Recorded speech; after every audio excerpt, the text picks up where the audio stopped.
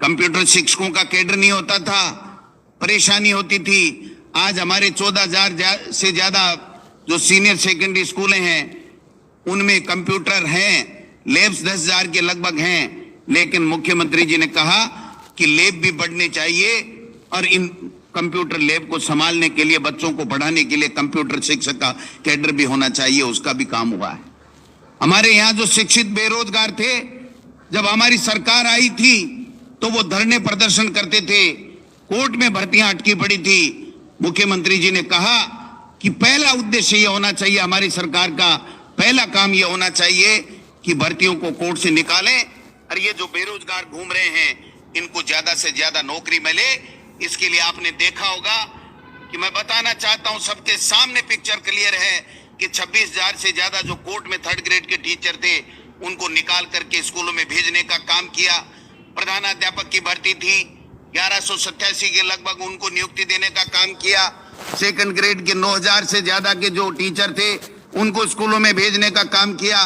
5,000 की व्याख्याता की भर्ती में कई रोड़े अटकाए गए, लेकिन मुख्यमंत्री जी की दृढ़ इच्छा शक्ति के कारण से वो वहां पर टीचर भी परीक्षा भी हुई और मुख्यमंत्री जी परिणाम भी घोषित हो रहे हैं। 3 दिन से लगातार 6-7 विषयों के हो गए हैं।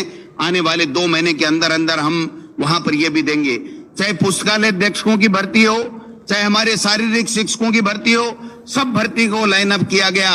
और एक निर्णय और किया गया कि जो हमारी वेटिंग लिस्ट 3rd ग्रेड की L1 और L2 की थी, उसमें भी 3,500 के लगभग जो विद्यार्थी जो परीक्षा पास कर चुके थे, जो शिक्षित बेरोजगार, उनके लिए मुख्यमंत्री जी ने कहा कि कोरोना के काल से हम नई भर्ती थोड़ी सी विलंब से निकाल पा रहे हैं, इसलिए निर्णय लिया गया। और ये निर्णय उन बेरोजगारों के हित में लिया गया कि 3,500 की वेटिंग लिस्ट नियमों में स्थिरता देते हुए हमारी सरकार निकालेगी, इनको नौकरी देने का काम किया गया। यही नहीं, उसको भी हम 15 दिन में पूरा करेंगे।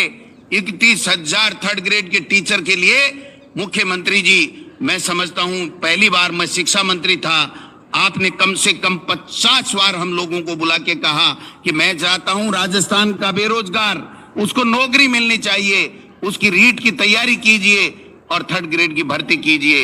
ये हमारी सरकार का सोच है। ये दूरगामी सोच के कारण से आज भारतीय जनता पार्टी जो विपक्षी पार्टी है वो केवल 2 काम कर रही है। हमारी योजनाओं में कमी बताए तो हम स्वीकार करेंगे, उसमें ठीक करने का काम करेंगे। अगर किसी तरह की कोई सुझाव देगा तो हम सुझाव